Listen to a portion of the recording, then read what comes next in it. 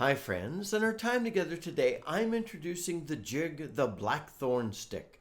It's really a fun jig for us to play on our low and high D whistles. I think you'll really enjoy it if you don't already know it, and I imagine many of you do.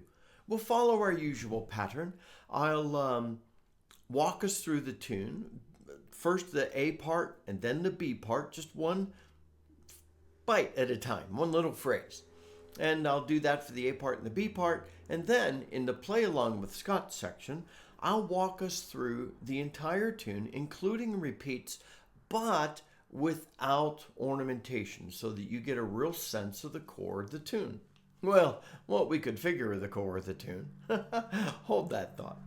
After that, I'll talk about some challenges you may experience, share a few ornamentation and expression ideas, and then a bit of the history of the tune as I could find it. Now, with ornamentation and expression, in a couple of days, I'm going to share a practice session where I'm really working on that, talking about it as I work on it, and sharing deeper thoughts on how to ornament and express the tune to really in ways that marry with the flow. So wait for that one coming up too. Also, at the top of the notes to this video, I'm including a link to the page on my website from which you could download the music and tabs for this great tune.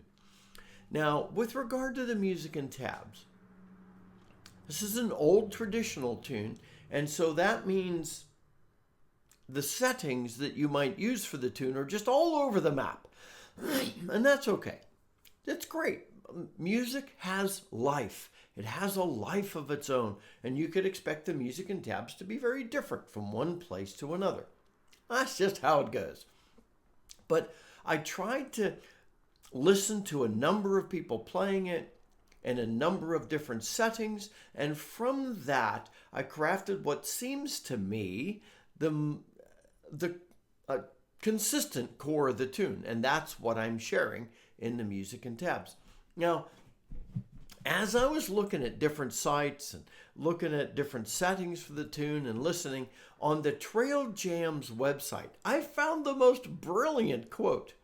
It reads, "As always for traditional tunes, the musical notation and chords do not indicate the right way to play the tune, but are a useful reference." Isn't that great? Anyway, let's dive right in. Here is the A part.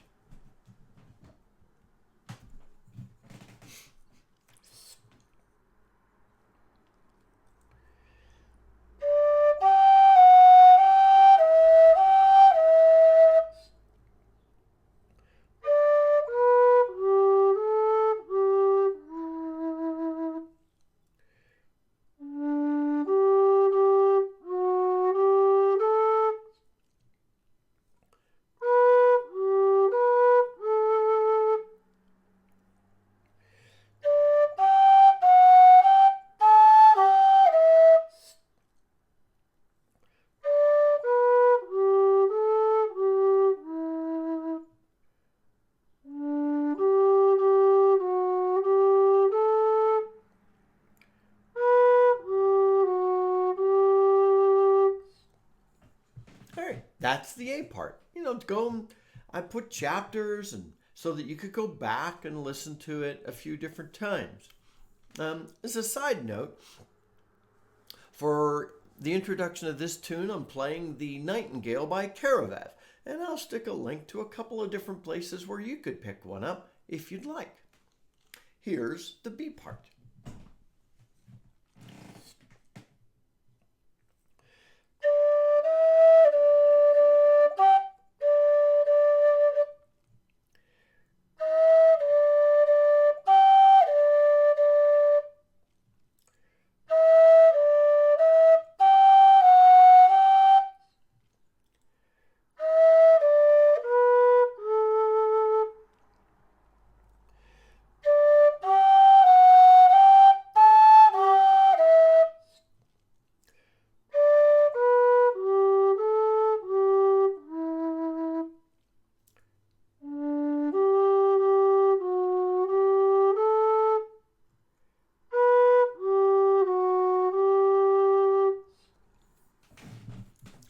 That is the A part and the B part. And again,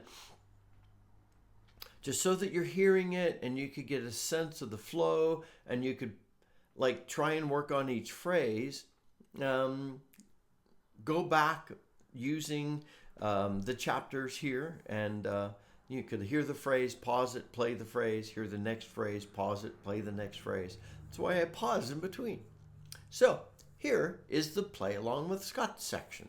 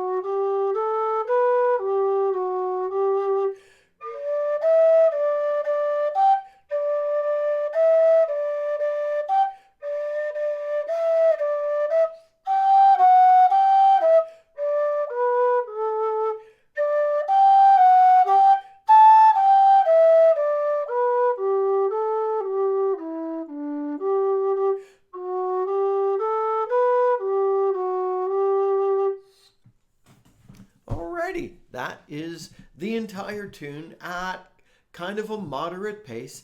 After all, it is a jig, and so if you really want to get into it, you're going to be flying a bit.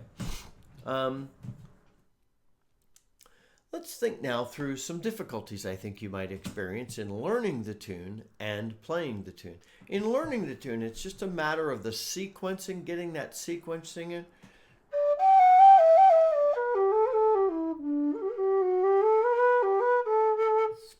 And that may take you a little while, and I think the ornamentation and expression, getting a sense of that may take a little while to get a handle on. Practice, practice, practice. Just sit and roll and just spend time with the tune. You don't have to go, you bounce off of the A twice on the second octave, and you're really walking up to it. And so, you know, if you just slide up to it, make it a little easier. So it's not that bad. The difficulty in playing the tune is getting it up to jig speed. That's the challenge for me. So, but go through that process of learning the core of the tune, learning to ornament it some, gradually picking up your speed until you get to the point where you're comfortable playing it. That will take some time, but that's how a tune gets into your blood, gets into your hands. It takes time. Let's think a bit through ornamentation. It's a jig, so you're going to use a lot of fun stuff. And remember, I've got a session coming up where I'm practicing talking more in depth. But here are some of the things I've heard. I've heard some folks break into it. Just kind of a strong slide from the D up to the G, beginning the song.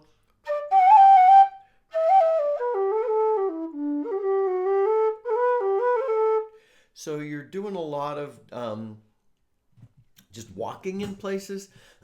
Interestingly,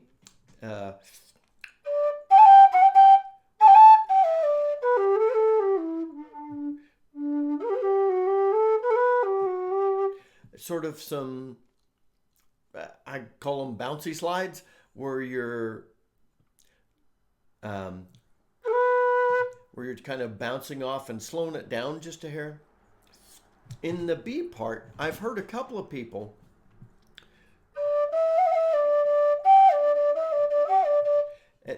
choose one of those doubles to hold. That was interesting. Um,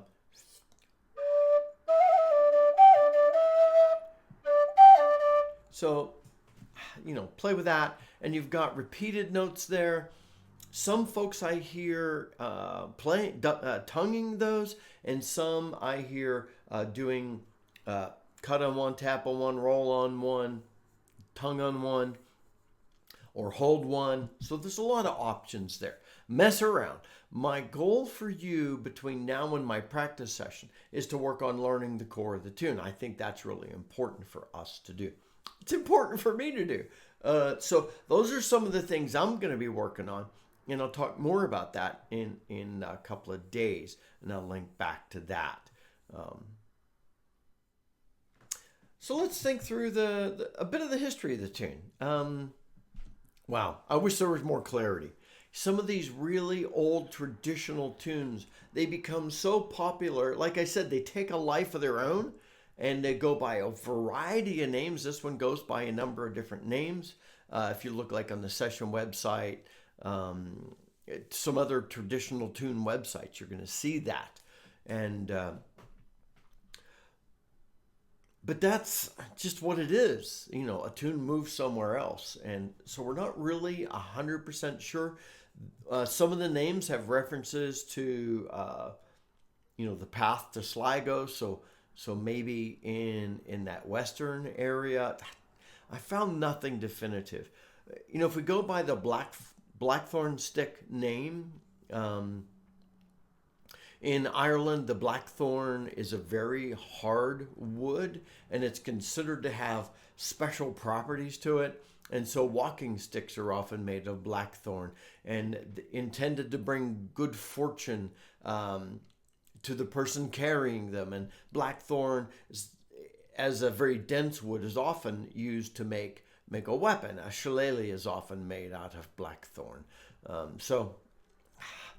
But there's no real definitive history of this tune. It's just a tune that has lived for a very long time and loved widely. And so I hope you enjoy it, my friends. If you've found the video helpful, learning, walking through the tune, please like it. That helps YouTube promote our channel. If you're brand new and checking us out just cause of the tune, we're a community of folks learning to play the whistle together. Focused on the low whistle, that's my journey, but we're also doing all kinds of other whistles too. So please subscribe if you're brand new. Until next time, my friends, this is Scott Shade. Happy whistling.